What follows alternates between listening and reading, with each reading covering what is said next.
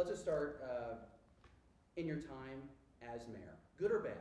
What's the biggest surprise that you've come across as mayor of the city of St. Louis? Oh, wow. So the past 2 years have been amazing. I feel like it's been longer than 2 years. And the thing that's been most amazing to me is the people who work for the city, that they are so dedicated to making sure that the city succeeds. And so it makes me work harder. It makes me and my staff and cabinet work harder to make sure that we can deliver resources so they can do their jobs more efficiently and effectively. And your administration is having to work hard right now. I think it's safe to say News 4, myself, has been working really hard covering an attempt to take over the city's police department out of Jefferson City. And I'd like to ask you, because over the last several weeks, we've had several statements about Jefferson City, the police takeover, anti-LGBTQ plus legislation, and an attempt to do away with diversity training. In this moment, what is the very latest with this police takeover, this attempt to do so? And what's your thoughts? You've cited Kansas City as a prime example of how that's not a good idea. Well, Kansas City is the only police department in the country that still has the state in control of its police department. And as we can see by recent statistics, it doesn't make them safer. They've had the most violent 3 years on record. And no one in Jefferson City can tell me how this is going to make our citizens safer and how it's going to make our police department work better. And you know, we know that this isn't about safety. It's about power and control, because if they really wanted to make us safer, they would pass common sense gun safety laws like universal background checks, like making sure that that guns can't get in the wrong hands by red flag laws, or even going back to licensure requirements. When we lost licensure requirements, our statistics on gun violence went through the roof. While Jeff City does what it's trying to do at the present time, what is your administration doing right now to make change? We've talked about since 2022, we're seeing numbers go down, but some would argue it's not fast enough. You inherited a crime problem, you're trying to resolve it. What are you doing right now that is fixing the problem? Well, you know, we didn't get like this overnight, and so change cannot happen overnight. But what we've done is, number one, we have hired the first outside police chief in Chief Robert Tracy. We have to get a fresh set of eyes on our policing methods and on law enforcement. And we're doing things more upstream. I talked about in my State of the City address. Let's do more upstream things to prevent crime. Our community violence intervention programs are funding 8 organizations in 11 neighborhoods. We are putting our ARPA funds to use to help our youth and make sure that they have safe and healthy options this summer with our summer camps at our rec centers, partnering with St. Louis Public Schools, and we're doing more in economic development because we know that half of our city has been left to fail for the last several decades, and so we have to make these targeted investments to make sure that all boats in the tide rise. You mentioned Chief Tracy just passed 100 days on the job. What's your assessment? I think he's doing a great job. He's bringing a fresh set of eyes on our law enforcement department, and he's holding officers accountable with his methods, with CompStat methodology, using business practices to policing, making sure that he's looking at all of the numbers and asking the hard questions and having those hard conversations with our law enforcement, and they're responding. You mentioned ARPA money and how we're trying to allocate those dollars. Let me ask you about that, because the city has a lot of money that it's sitting on between ARPA dollars we've talked about in the past, trying to allocate some to North City. We have the RAM settlement money. What are we doing with that money right now? How is it being allocated? Well, 175 million of that money is programmed in the community as we speak, and more is to come. Doing what? We have helped family keep food on the table through our direct cash assistance program. We've funded community violence intervention programs through our Office of Violence Prevention. We have funded youth programs in our rec centers in partnership with St. Louis Public Schools. We have helped people get access to care. We've helped people stay in their homes with rental assistance. This money is out in the community, and there's more to come because we also announced our Economic Justice Action Plan. And so all of the NOFAs, or the funding availability notices are up on our websites or SLDC's website for neighborhood beautification, for new homes. We're breaking ground on new homes through our home fund, we're breaking ground on new homes. We're also making sure that we're putting more commercial development in areas that need it through our corridors program. So the money's out there and people are applying for it. $175 million, you said. That still leaves several hundreds of millions more available. City infrastructure, it's old, roads, beat up.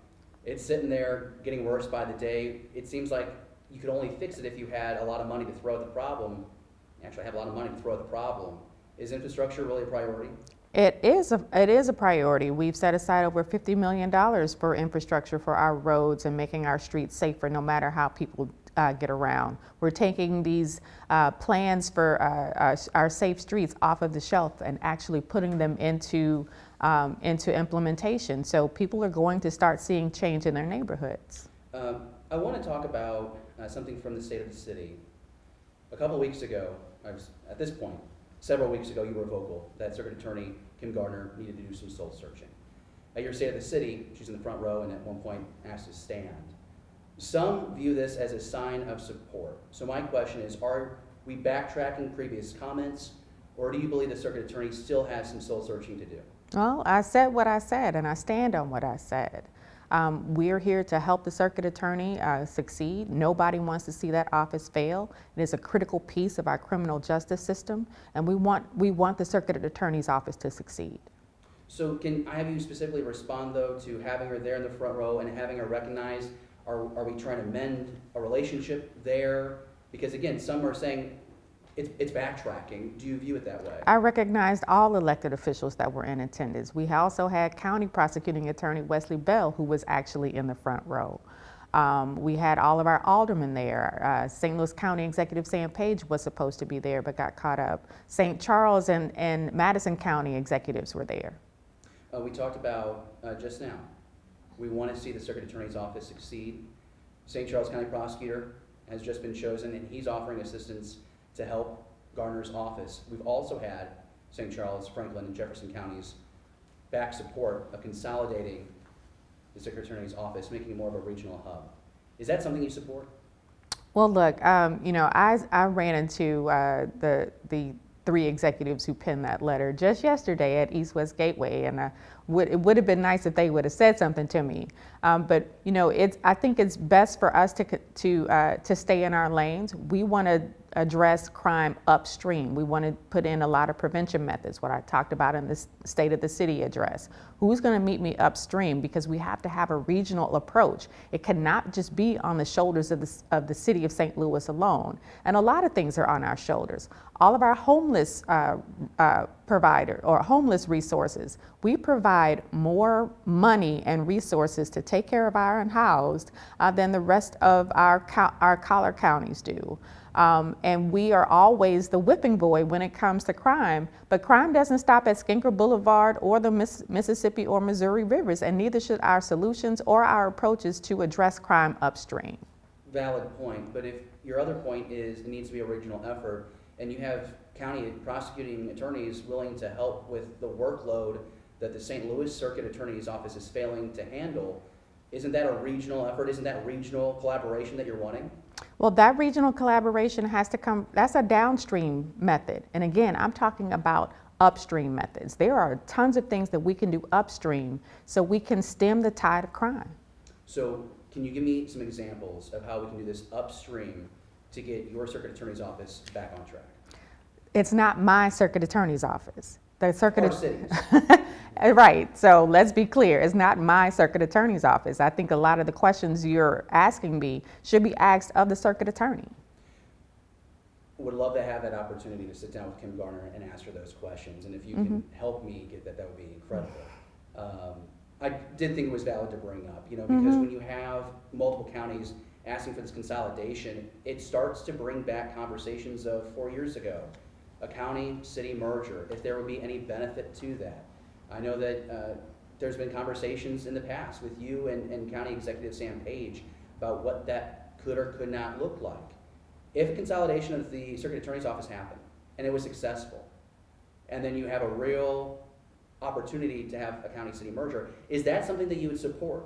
I think we need to look at some mergers of some other departments before we start talking about the city re-entering the county as an additional municipality. The county has 88 municipalities, 50 plus police departments, 50 plus fire districts, 22 school districts, and the city has one of everything. So why do we have to be the ones to consolidate with St. Louis County? Well, as we've talked about in the past too, policing is really difficult in the region because you have all these municipalities, and the lines sometimes keep police from doing their job. A recent study showing if we were to do a merger today, population would go up to 1.3 million people. That would make it the 11th largest city in the nation, and crime would drop out of the top 50 in the country. We would be more in line with cities of our size like Dallas, Philadelphia, San Diego. It's a pretty good company to be in, right? Well, we can combine our crime stats without combining our police departments. Interesting.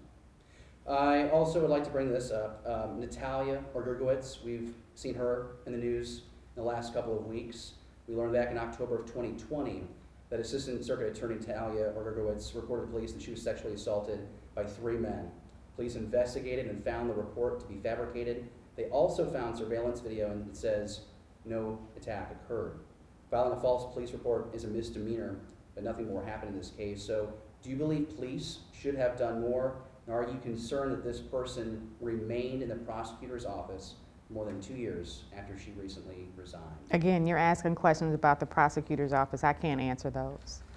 We recently did an investigation piece on the workhouse jail and how repair work has begun on the inside. That's been a priority.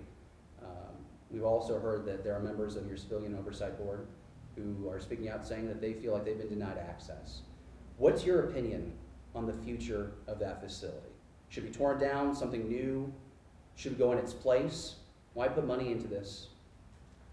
Well, we have insurance and we were responding to the repairs that needed to be made per our insurance policy. The workhouse stands empty of detainees, but there are still people there to make sure that the facility doesn't get broken into and other things that are still there don't get stolen. And we started an envisioning process, a re-envisioning process, because we want the community to help us decide what to do with the site. So they can go to aftertheworkhouse.com and give us their input. Can you comment on those as part of the Civilian Oversight Board? They're put in this position to have say they feel like they've been kept out of the process. Do you have a response to that? Well, that was the Detention Facilities Oversight Board, not the Civilian Oversight Board. Those are two different things. But I cannot comment right now on what's going on with either of those two boards because I haven't been briefed on what's on the latest of what's going on.